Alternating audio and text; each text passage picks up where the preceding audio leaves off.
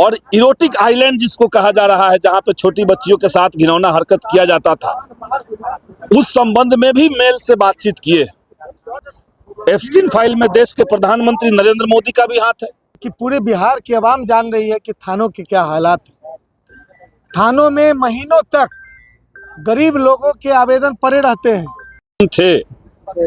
जिन सवालों को हमने उठाया, न तो उसका जवाब दिया जा रहा है और न ही विपक्ष को सदन में बोलने दिया जा रहा है। आज सदन में हमने ये मुद्दा उठाया था कि बिहार के अंदर लगातार छोटी बच्चियों के साथ, छात्राओं के साथ, महिलाओं के साथ यौन उत्पीड़न की घटना, हत्या और बलात्कार की घटना क्यों हो रही है।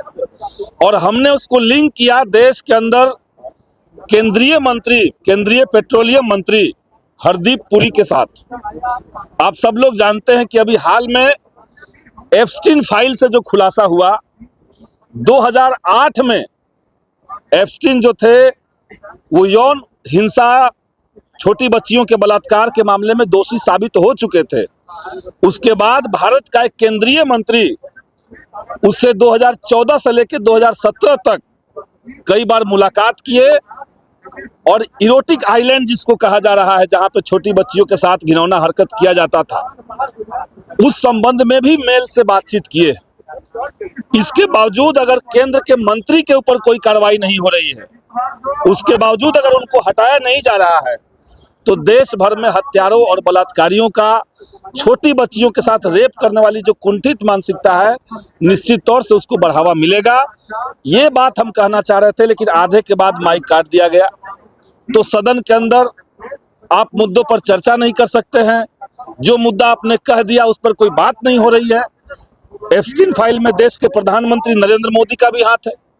सब लोग जानते हैं कि 2014 तक अमेरिका में उनका प्रवेश बंद था, तो हरदीप पुरी और एप्स्टीन ने मिल करके अमेरिका से डील किया और उस बैन को हटाया गया।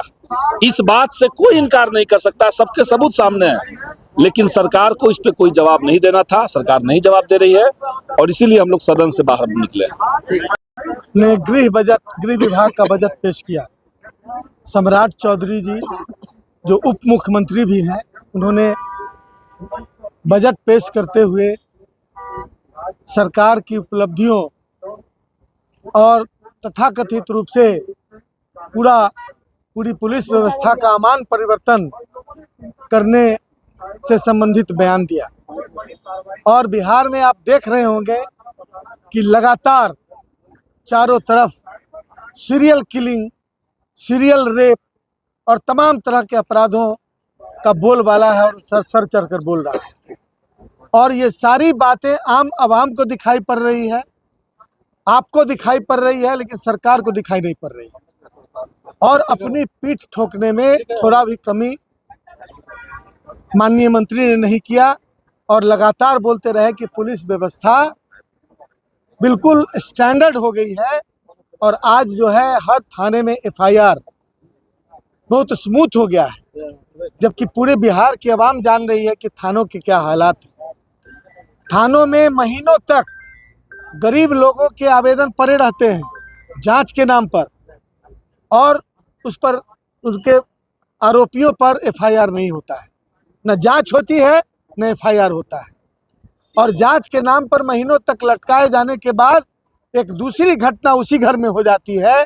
उसके बाद सरकार, उसके बाद पुलिस कोई जिम्मेदारी लेने के लिए तैयार नहीं है। बिहार के तमाम जो पुलिस पदाधिकारी और कर्मचारी हैं और सिपाही हैं, जो समाज के पिछड़े तबके के हैं, SC ST के हैं, अल्पसंख्यक हैं और OBC हैं, इन तमाम लोगों को लाइन में रखा गया है या कहीं हाशिए पर रखा गया है।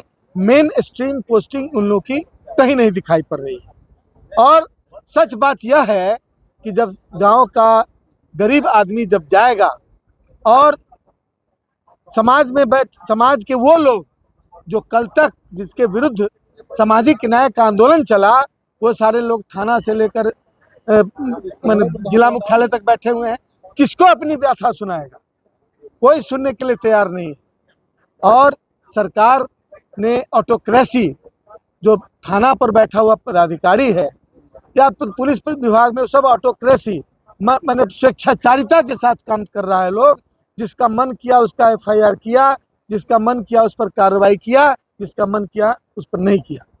ये तमाम बातों को लेकर बहस हुई और बहस के साथ हम लोगों ने इस बजट कटौती प्रस्ताव का बहिष्कार किया और हम लोग सदन से बहिर्गमित हुए।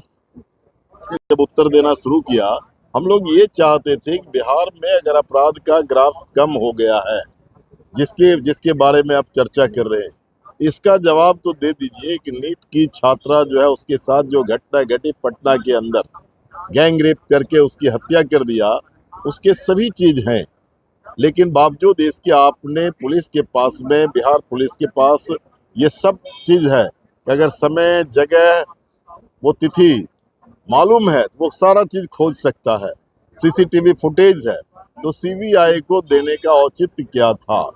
और आज तक आप कोई कार्रवाई नहीं कर पाए, एक भी अपराधी को नहीं पकड़ पाए, कोई जवाब सरकार नहीं दे रही है, सिर्फ अपना पीठ थपथपा रही है। और फिर जितनी भी बातें आलोक जी ने कहा, आपको मैं बता रहा हूँ कि लॉ एंड ऑर्डर पूरी तौर पर बिहार में ध्वस्त हो गया। लॉ एंड ऑर्डर ऐसा ध्वस्त हुआ कि आप सोच सकते हैं कि सदन जब 2 तारीख से शुरू हुआ, आज तारीख तक में 17 गैंग रेप की घटना घटी है, 17, और हत्या की भी 15 घटना घट चुकी है।